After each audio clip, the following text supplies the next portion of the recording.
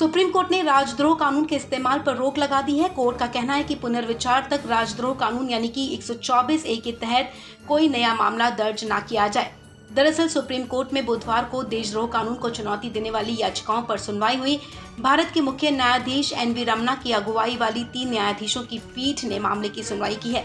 इस दौरान supreme court ने कहा कि देशद्रोह कानून पर तब तक रोक रहे जब तक इसका पुनरीक्षण हो। सुप्रीम कोर्ट ने कहा कि राजद्रोह की धारा 124A में कोई नया केस दर्ज नहीं हो। सुप्रीम कोर्ट ने सभी मामलों पर रोक लगा दी है। राजद्रोह में बंद लोग बेल के लिए कोर्ट जा सकते हैं। अब इस मामले की सुनवाई जुलाई के तीसरे हफ्ते में होगी। आपको बता दें, सुनवाई के दौरान केंद्र सरकार का पक्ष रखते हुए सॉलिसिटर जनरल तुषार मेहता ने कोर्ट को बताया कि हमने राज्य सरकारों को जारी किए जाने वाले निर्देश का मसौदा तैयार किया है।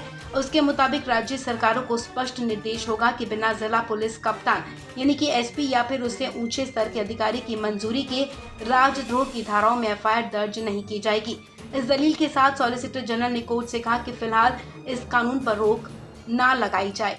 सॉलिसिटर जनरल ने कोर्ट को ये भी बताया कि पुलिस अधिकारी राजद्रोह के प्रावधानों के तहत FIR दर्ज करने के समर्थन में पर्याप्त कारण भी बताएंगे।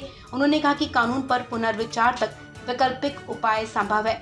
याचिकाकर्ताओं की तरफ से दलील रखते हुए कपिल सिब्बल ने कोर्ट से मांग रखी थी कि राजद्रोह कानून पर तत्काल रोक लगाने की जरूरत है। इन तमाम दलीलों को सुनने के बाद कोर्ट ने राजद्रोह के कानून के इस्तेमाल पर रोक लगा दी है, क्योंकि केंद्र सरकार ने इस कानून पर पुनर्विचार के लिए कहा है। लिहाजा कोर्ट का कहना है कि जब तक पुनर्विचार नहीं हो जाता तब तक इस कानून के तहत कोई केस नहीं होगा। इसके साथ ही लंबित मामलों में भी कोई कार्रवाई नहीं की जाएगी। आपको बता दें, अभी 3 जजों की बेंच राजद्रोह कानून की वैधता पर सुनवाई कर रही है। इस बेंच में chief justice NV Ramana, justice Suryakant और जस्टिस हिमा कोहली शामिल हैं।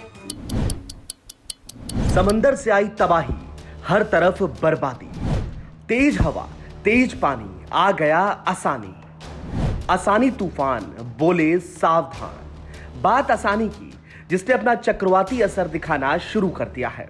चक्रवाती तूफान आसानी की वजह से ओडिशा, पश्चिम बंगाल और आंध्र प्रदेश समेत आसपास के तटीय इलाकों में तेज हवा के साथ भारी बारिश हो रही है। वहीं और कई राज्यों के मौसम विभाग और आपदा प्रबंधन की टीमें अलर्ट मोड पर हैं।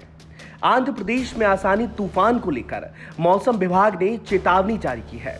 इस बीच प्रदेश के कुछ हिस्सों में बुधवार सुबह से ही बारिश शुरू हो चुकी है। IMD के अनुसार गंभीर चक्रवात आसानी बुधवार को पहले के मुकाबले थोड़ा कमजोर पड़ा और यह उत्तरी तटीय आंध्र प्रदेश की ओर बढ़ गया। राज्य के नरसापुर में 34 किलोमीटर की रफ्तार से यह तूफान आया। इस दौरान तेज हवाएं और बारिश हो रही थी। समुद्र में भीषण लहरें उठ रही हैं। आसानी तूफान पिछले 6 घंटे से 12 किलोमीटर प्रति घंटे की रफ्तार से आगे बढ़ रहा है और जैसे जैसे यह आगे बढ़ता जा रहा है, इसकी रफ्तार भी बढ़ती जा रही है। वहीं आंध्र प्रदेश में काकीनाडा के थिम्मापुर पुलिस स्टेशन के उप निरीक्षक रामकृष्ण ने बताया कि समुद्र तट के साथ लगता रोड काफी क्षतिग्रस्त हुआ है। हम 2 चेक पोस्ट लगाकर ट्रैफिक को इस तरफ जाने से रोक रहे हैं।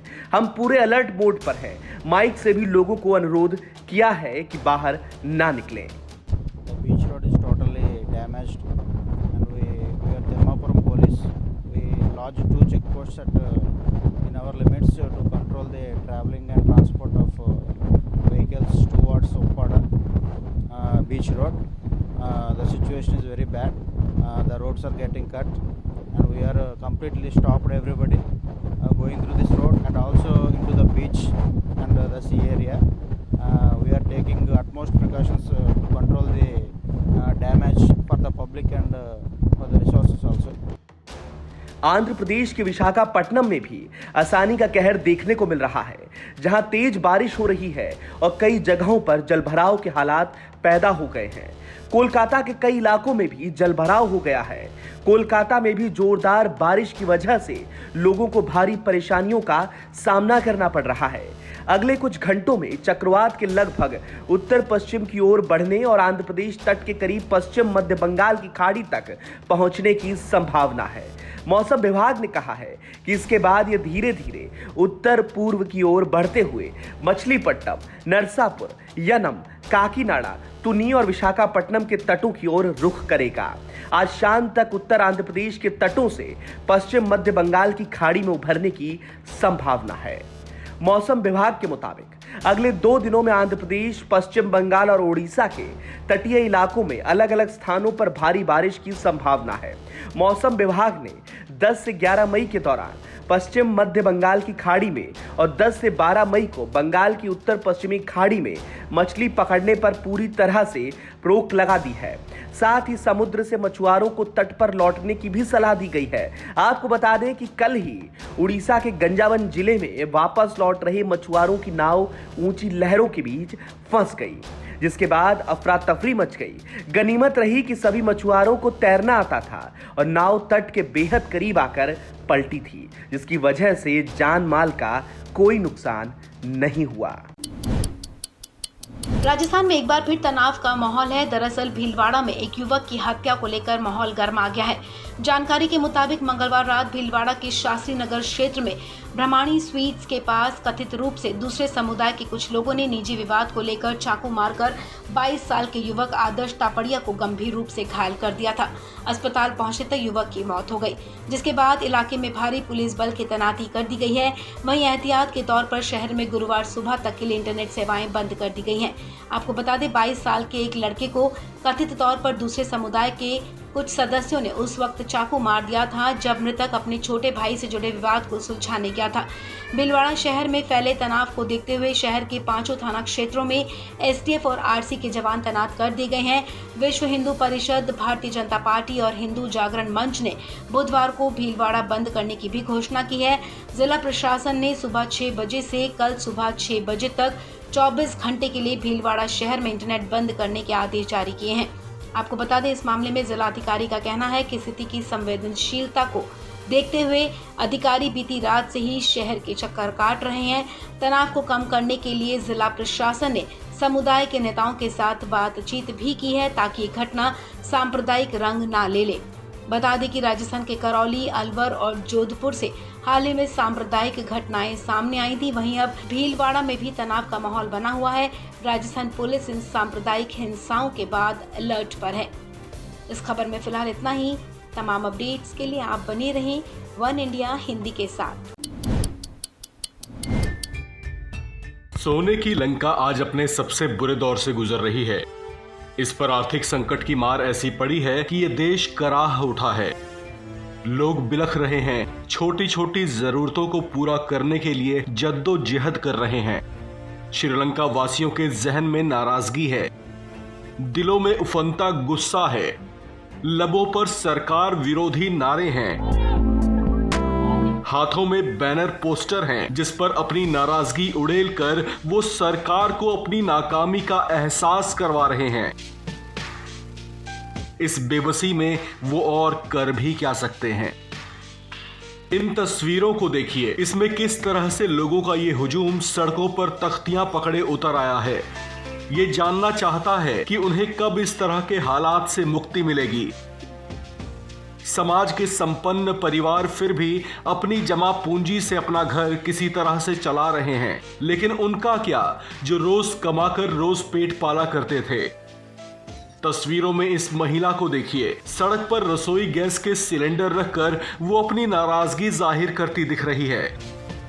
शायद ये बता देना चाहती है कि कब से घर में चूल्हा नहीं जल पाया है। अब इन ऑटो चालकों को ही देखिए, ये बेचारे इस भीषण गर्मी में ऑटो चलाकर अपना घर चलाया करते थे, लेकिन अब हालात ये हैं कि इन्हें तेल भरवाने के लिए 5-5, 6-6 घंटों तक लाइन में इंतजार करना पड़ता है। उस पर भी ये कोई गारंटी नहीं कि ऑटो में तेल भर पाएगा। आपको जानकर ताज्जुब होगा कि यहाँ पर पेट्रोल की कीमत 90%, जबकि डीजल की कीमत 168% तक बढ़ चुकी है। इस माँ की इस तस्वीर को देखिए, गोदी में बच्चा है, आंखों में अश्रुधार निकल रहे हैं। इस माँ के चेहरे पर इसकी लाचारी को साफ पढ़ा जा सकता है। बच्चे के चेहरे से उड़ी चंचलता को भी साफ महसूस किया जा सकता है। ये मासूम तो शायद चीज पाने के लिए जिद भी करना भूल चुका होगा, क्योंकि मां की बेबसी का एहसास इसे भी तो होगा। अब सड़क पर आराम फरमाते इन जनाब को देखिए, ये आंदोलनकारी हैं। पास में ही इनके बैनर पोस्टर पड़ा है जिसमें सिंहली भाषा में पीएम राजपक्षे के लिए कुछ लिखा हुआ है। इन्हीं की तरह इन दिनों श्रीलंका की सड़कें पटी पड़ी हैं। लोग आजकल इसी तरह से सड़कों पर उतरे हुए हैं। अब पुलिस से दो हाथ करने को आमादा इस शख्स को देखिए। ये एक पुलिसकर्मी की बाइक को आगे बढ़ने से रोक रहा है, अपने गुस्से का इजहार कर रहा है। लेकिन इस नादान को कौन बताए कि पुलिसकर्मी भी तो आप में से ही एक है, बस वो तो अपनी ड्यूटी निभा रहा है। इन तस्वीरों में श्रीलंका वासियों के बयां होते दर्द को आप लोग भी समझ पा रहे हैं। ये कुछ तस्वीरें तो बस वहां के हालात की एक झलक भर है। आप और हम उनके दर्द को महसूस नहीं कर सकते। वहां पर कई घंटे तक बिजली गुल रहती है। नन्हे बच्चों को पीने के लिए दूध तक नहीं मिल पा रहा। घर चलाने और पेट भरने के लिए पूरा राशन नहीं मिल पा रहा। और जो मिल रहा है उसके दाम इतने ऊंचे हो चुके हैं जो आम लोगों की खरीद से तो बाहर की ही बात है। हम बस उनके लिए दुआ कर सकते हैं कि उन्हें इस तरह के हालात से मुक्ति मिल जाए। भारत में कोरोना के केसों का बढ़ना नहीं रुक रहा है। देश में कोरोना के नए मामले हर रोज सामने आ रहे हैं। स्वास्थ्य मंत्रालय हर रोज कोरोना के ताजे आंकड़े जारी करता है। स्वास्थ्य मंत्रालय की रिपोर्ट के आधार पर हम आपको बताते हैं कि कोरोना से कितने नए केस सामने आए और कितने लोगों की कोरोना से मौत हुई और अब तक कोरोना के कितने एक्टिव मामले हैं। स्वास्थ्य मंत्रालय के ताज़ा आंकड़ों के मुताबिक पिछले 24 घंटे में कोरोना वायरस के 2,897 नए मामले सामने आए हैं। ये नंबर मंगलवार के मुकाबले 26.6% ज्यादा है। बीते 24 घंटे से 54 लोगों की कोरोना वायरस से मौत हुई है।